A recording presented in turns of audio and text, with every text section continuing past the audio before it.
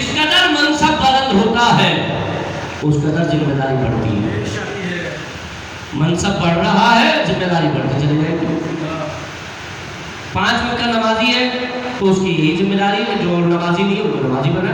اس کے بعد ترقی ہوئی, مدرسے گیا, حوزہ علمیہ گھوم گیا, نجف گیا, پڑھ کر آیا. اب وہی شخص جو کل تک پیچھے کھڑا تھا آگے, اب جیسے ہی آگے آیا منصب بڑھا نا, ذمہ داری بڑھ گئی.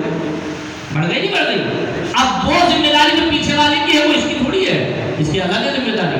اور جیسے جیسے نام ہوتا چلا جائے گا ویسے ویسے ذمہ داری بڑھتی چلی جائے گی. کیونکہ ہم نے یہی دیکھا ہے اہل بیت علیہ السلام کے ہاں جیسے جیسے نام بڑھتا چلا گیا. جعفر طیار بھی علمدار تھے لیکن علم منسوب نہیں ہوا, کیونکہ بہرحال ذمہ داری جتنی تھی اتنی نبھائی. اس کے بعد یہ منصب آگے منتقل ہوا. حمزہ بنے علمدار, ان کے بعد مولانا علی بنے, اس کے بعد یہ علمداری ایسی ملی عباس کو کہ پھر اس کے بعد کوئی علمدار نہ آیا. اب اگر کوئی علم اٹھا رہا ہے جب کرے میں رہتے تو یا علم کا پھیلاوا اوپر چڑھا رہا ہے تو چڑھانے سے پہلے یہ دیکھ لے کہ علمداری کا لیبل جیسے ہی لگے گا ویسے ہی ذمہ داری بڑھ جائے گی. ایک سلام پڑھے رحمت اللہ علیہ.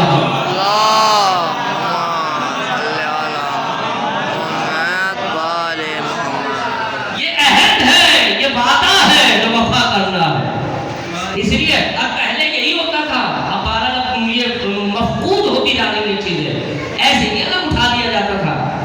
آپ نے دیکھا وہ پہلے اذخانے 10 دن تک سجے رہتے تھے, اب وہ تو 10 دن بھی نہیں. ہم تو جہاں پہ پلے بڑے ہم نے تو یہ دیکھا ہے 5 یا 6 محرم کو اذخانہ سجایا جاتا تھا, اور عاشور سے پہلے شب عاشور یعنی صبح عاشور اذخانہ بند. وہ عظمت بھی باقی تھی. جب اب 24 گھنٹے کھلا ہی رہتا ہے تو دیکھ لیجیے ماشاءاللہ پھر کیا ہوتا ہے.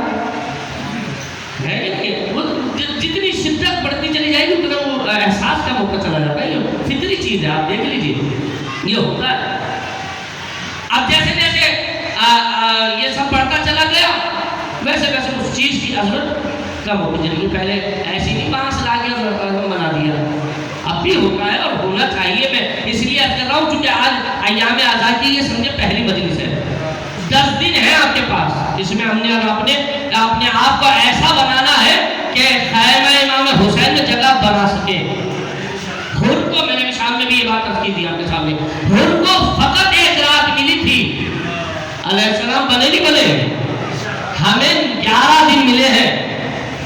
اب ہم نے دیکھنا ہے کہ اپنے گھر سے نکل کر خیمہ امام حسین پہ پہنچے یہ وہیں رہ گئے, تو ہم نے تیاری کرنی ہے. تو پہلے یہ ہوا کرتا تھا کہ علم پاس باقاعدہ دھویا جاتا تھا, اور نہ فقط یہ کہ باہر دھویا جاتا تھا, پہلے تو وہ جگہ دھوئی جاتی تھی جہاں پہ باہر دھویا جائے گا.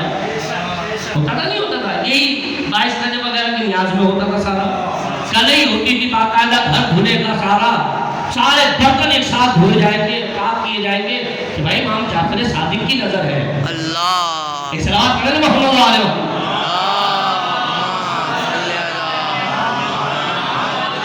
ایسے ہی علم میرے گھر میں خود, اور پھر سارے علمدار بھی نہیں بنتے تھے, یہ منت ہوا کرتی تھی. اب تو سارے ہی ہوتے ہیں. ہم ماشاءاللہ سے 6 بھائی تھے, 6 بھائیوں میں صرف 1 بھائی بننا کرتا تھا. اس کی تھی منت مانی ہوگی تو 1 ہی بھائی بنتا تھا. ہم خود ضد کرتے رہ جاتے تھے کہ ہم بھی علم اٹھائیں گے, کیونکہ 12 بچوں کو شوق ہوتا ہے, ہر بچہ چاہتا ہے کہ علم میں اٹھا کے چلوں اور علم بھی بڑا ہو. جو کرے میں رہے تو اب جتنا علم بڑا ہوتا رہے گا, ابھی جو بات چل رہی ہے اتنی ذمہ داری بڑھتی چلی جائے گی. توجہ کریں, کہا کہ علم ایسے نہیں تھا دیا جاتا تھا, باقاعدہ اہتمام ہوتا تھا. میرے ذہن گھر پاک کیا جاتا تھا, جگہ پاک کی جاتی تھی, 2 3 مرتبہ دھویا جاتا تھا. اور پھر ہمارے یہاں تو یہ ہوتا تھا, پتہ نہیں یہاں مجھے کراچی کے ماحول میں نہیں پتا, پھر وہ پانی بھی ایسے ہی پھینکا جاتا تھا. وہ پانی پورے گھر کے یعنی کونوں میں ڈالا جاتا تھا کہ اس سے برکت ہوگی. یہ تھا طریقہ, اور جو ابھی ہونا چاہیے.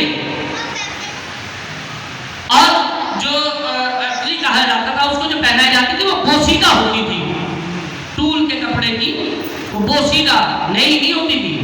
یہاں تو ماشاءاللہ سے ابھی لائن لگی بھی ہوگی, کل شروع ہے محرم تو جلدی سے مل جائے. सूट वगैरह। कपड़े कैसे होते थे? रंगवाए जाते थे। जैसे ये कपड़ा थोड़ा सा काले से मिलता जुलता है तो इसको रंगवाया जाएगा, और रंगवाने के बाद भी उसको मटके में रखा जाता था, इस्त्री नहीं होगा। कोई क्या आप समझ रहे हैं? आप किसी शादी ब्याह में जा रहे हैं, मजलिस में जा रहे हैं, 10 दिन घर की चारपाई पलंग जो हुआ करते थे उलट सीधे नहीं होंगे, बाल नहीं कटेंगे, तो फिर पता भी चलता था क्या आज़ादारी है। नंगे पैर और गर्मी, कुछ भी हो, न गर्मी का एहसास होता था, न कपड़ों का ख्याल होता था। और फिर देखिए क्या असमत होती थी जब फिर वो आलमदार निकला करता था कि किसका आलम आ रहा है, उसका कि जिसके बाजू काट दिए।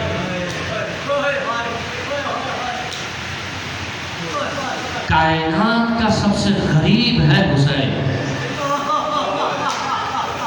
और आज उसी की आज़ादारी अमीरी के तरीके से बनाई जाए।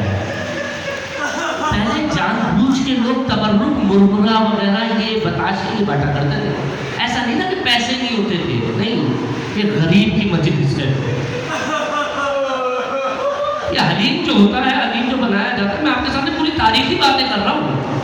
ये हलीम ये खिचड़े की तरह से होता था, कोई जायका वायका थोड़ी होता था। आपके रोटी भी हो तो ये भी हो तो वो भी हो, नहीं, बस सिर्फ पेट भर जाए, पता चले कि किसी गरीब का जनाजा उठा है।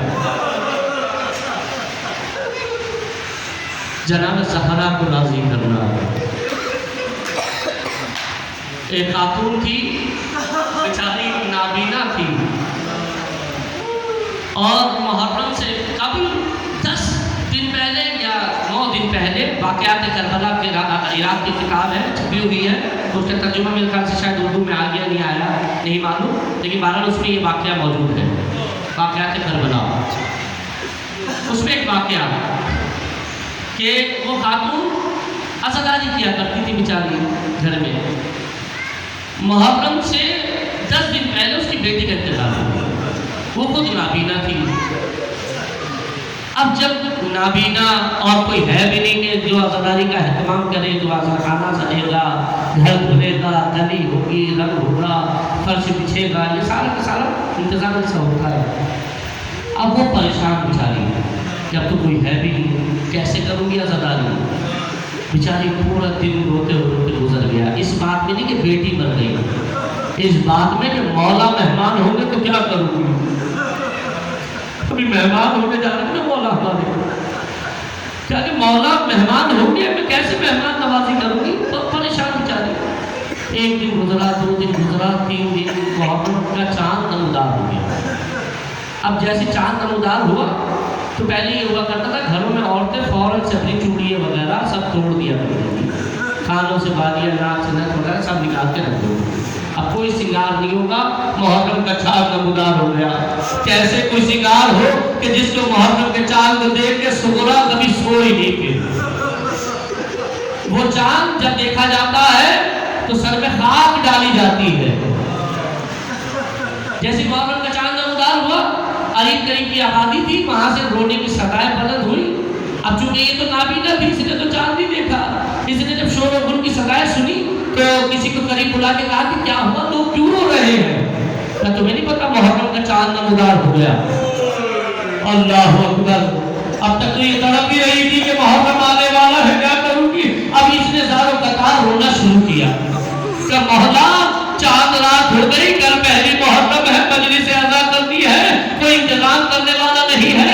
रोते रोते मौला से गुजारिश की, मौला मैं इंतजाम तो नहीं कर पा रही, मगर आप मेरे घर आइए ना जरूर। यार जो मस्जिद मौला से इल्तिजा करी, मौला मैं तो इंतजाम नहीं कर पा रही, लेकिन मेरे घर मेहमान जरूर बनिएगा। अब ये सोचते सोचते सो गई। सुबह नमदार हुई, फजर का वक्त हुआ, दरवाजे पे दक्कुल बाज हुआ। जैसे दक्कुल बाज हुआ, इसने कहा कि अलग सुबह कौन आ गया? जाकर के दरवाजा खोला, कहा कौन? क्या बीबी मैं खातून हूँ, यहाँ से गुजर रही थी,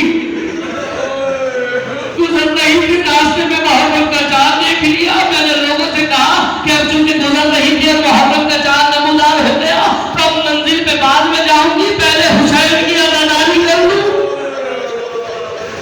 क्या तो फिर क्या